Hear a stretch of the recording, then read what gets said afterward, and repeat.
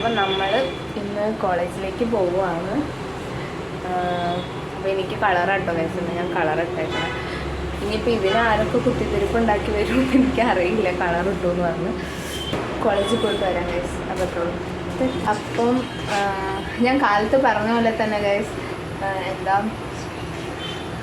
ഈ ഡ്രസ്സിന് എന്തേലും പ്രശ്നം പറഞ്ഞു വരുമെന്ന്. അപ്പോൾ അത് തന്നെ ഇന്ന് കാലത്ത് ഞാൻ ചെന്നപ്പോൾ തന്നെ എന്നോട് ഭയങ്കരമായിട്ട് ചൂടായിട്ട് എന്നോട് പറഞ്ഞു, നിനക്ക് പാൻറ് ഇടാൻ അറിയില്ല. അപ്പോൾ ഞാൻ പറഞ്ഞു എൻ്റെ കയ്യിൽ പാൻറ്റൊന്നുമില്ല. നമ്മൾ എന്താ പറയുക, മുൻകൂട്ടി അറിയൊന്നുമില്ലല്ലോ വീഴണ കാര്യമൊന്നും നമുക്ക് മുൻകൂട്ടി അറിയില്ല. വീഴുന്നോ അല്ലെ കൈ ഒടിയുന്നോ കാലൊടിയുന്നോ നമുക്ക് മുൻകൂട്ടി പ്രവചിക്കാനോ അല്ലെങ്കിൽ പ്രഡിക്റ്റ് ചെയ്യാനോ നമുക്കറിയില്ല. അതുകൊണ്ട് ഞാൻ മുൻകൂട്ടി വീഴുമെന്ന് അറിയില്ലായിരുന്നു എനിക്ക്. അതുകൊണ്ട് ഞാൻ അതിന് വേണ്ട ഡ്രസ്സും കാര്യങ്ങളൊന്നും ഇന്ന് വരെ വാങ്ങിച്ചിട്ടില്ല. അപ്പോൾ എന്നോട് പാൻറ് ഇടണം എന്ന് പറഞ്ഞു. അപ്പോൾ ഗൈസ് എനിക്ക് അങ്ങനെ എന്താ പറയുക, ഈ ഡ്രസ്സിന് പാൻറ് ഇടാൻ എൻ്റെ ഒരു പാൻറ്റും ഇല്ലായിരുന്നു ഇടാനായിട്ട്. അപ്പോൾ എന്നോട് അത് ഇടണമെന്ന് പറഞ്ഞു. അപ്പോൾ ഞാൻ പറഞ്ഞു, മാം എൻ്റെ കയ്യിലില്ല, ഞാൻ വാങ്ങിച്ചിട്ടില്ല എന്ന് പറഞ്ഞു. അപ്പോൾ എൻ്റെ അടുത്ത് പറഞ്ഞു, എന്നാൽ പിന്നെ കോളേജിലെ യൂണിഫോം പാൻറ് ഇട്ടുകൂടെയെന്ന്. ആകെ ഫുൾ കോമഡി ലുക്ക് ഉണ്ടാവും. കൂടെ കഴിയുമ്പോൾ ഒരു രസമായിരിക്കും യൂണിഫോം പാൻറ് ഇടണം. പിന്നെ ഗൈസ് ഞാൻ യൂണിഫോമിലല്ല ഉള്ളത് എന്ന് വെച്ചാൽ ഞാൻ കളർ ഇട്ടേക്കുന്നത്. അപ്പോൾ എനിക്ക് കോളേജ് യൂണിഫോമിൽ ആ ബ്ലാക്ക് ചെരുപ്പിടേണ്ട ആവശ്യമില്ല എനിക്ക്. പക്ഷെ എന്നോട് അതും ഇടണമെന്ന് പറഞ്ഞു. വയ്യാത്ത ആളല്ലേ, ഒരു ഇത്തിരിയെങ്കിലും പരിഗണന തന്നൂടെ? എന്ത് പറഞ്ഞാലും കർമ്മ ആൾവേസ് റിട്ടേൺസ്, കർമ്മ ആൾവേസ് റിട്ടേൺസ്, ഇത് മാത്രമേ ഉള്ളൂ. എന്തിനാ അത് പറയണതെന്ന് എനിക്ക് അറിഞ്ഞുകൂടാ. എന്തേലും ആവട്ടെ, ഒരു വർഷം. പിന്നെ എനിക്ക് ചിരി വന്നു കേട്ടോ. സീരിയസ് ആയിട്ട് പറയുകയാണെങ്കിൽ ഈ ഡ്രസ്സിന് കോളേജ് യൂണിഫോമിലെ ഞങ്ങളുടെ ഇവിടെ പട്ടിയാല പാൻറ് എന്ന് പറയും. അതിന് ഒരുമാതിരി ധോത്തി പോലെ നിൽക്കണം, പട്ടിയാല പാൻറ് എന്നാണ് ഇവിടെ പറയുന്നത്. ആ പാൻറ്റാണ് ഞങ്ങളുടെ കോളേജ് യൂണിഫോമിനുള്ളത്. ആ പാൻറ് ഈ ഡ്രസ്സ് ഇട്ട് പോകാൻ പറഞ്ഞു കഴിഞ്ഞാൽ ആകെ ഒരുമാതിരി കോമാളി ലുക്കായിരിക്കും. എന്തേലും ആവട്ടെ, ഒരു വർഷമല്ലേ ഉള്ളൂ, സഹിക്കാം. അതന്നെ, അല്ലാണ്ട് വേറെ എന്ത് ചെയ്യാനാണ് ഗൈസ്. ഇപ്പം ഇത്രേ ഉള്ളൂ.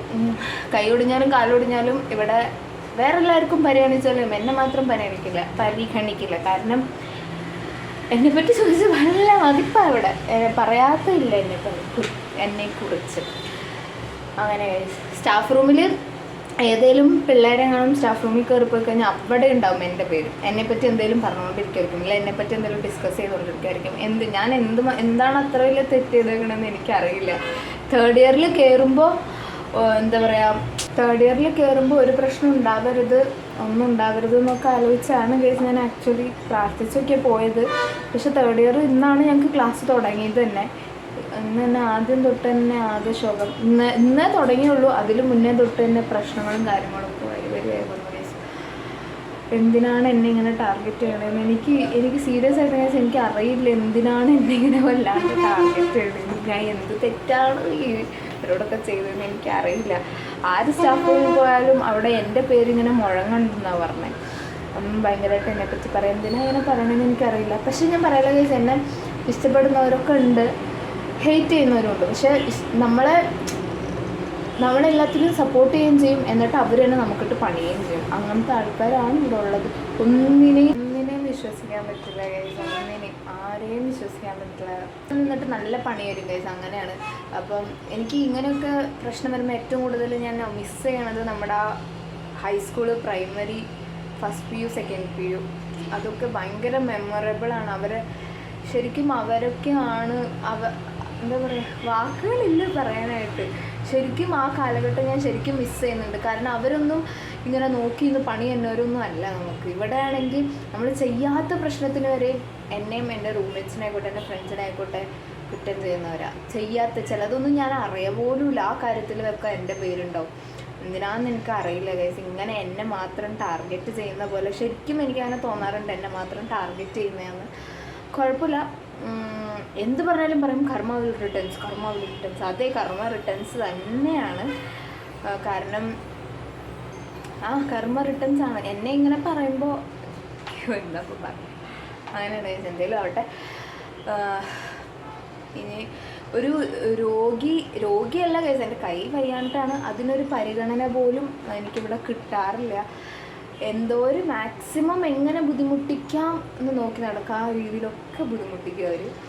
കുഴപ്പമില്ല, എനിക്കതേ പറയാനുള്ളൂ, കർമ്മ റിട്ടേൺസ്. അത്രയും പറയാനുള്ളൂ.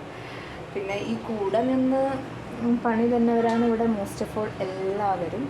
അപ്പം നിങ്ങളും കൂടെ ഉള്ളവരൊക്കെ ഒന്ന് ശ്രദ്ധിക്കുക. എപ്പോൾ വേണേലും നമുക്ക് പണി തരാം. അപ്പോൾ അത്രേ ഉള്ളൂ ഗൈസ്. ഇപ്പോൾ കൈ ഇത്തിരി നല്ല വേദന എടുക്കാൻ തുടങ്ങിയിട്ടുണ്ട്. അതുകൊണ്ട് കൈ എന്താ പറയുക, അനക്കി നല്ല വേദനയുണ്ട്. കുഴപ്പമില്ല, 1 വർഷം കൂടിയല്ലേ ഉള്ളൂ, ഞാൻ അഡ്ജസ്റ്റ് ചെയ്തോളാം. എന്തെങ്കിലും അവിടെ ഞാൻ പോവുക, ഇല്ലെങ്കിൽ ഇനി ഇതിന് വേറെ പ്രശ്നം പറയും, ലേറ്റായി എന്നൊക്കെ പറഞ്ഞു. അപ്പം ഇത്രേ ഉള്ളൂ ഗൈസ്. തെറ്റാ.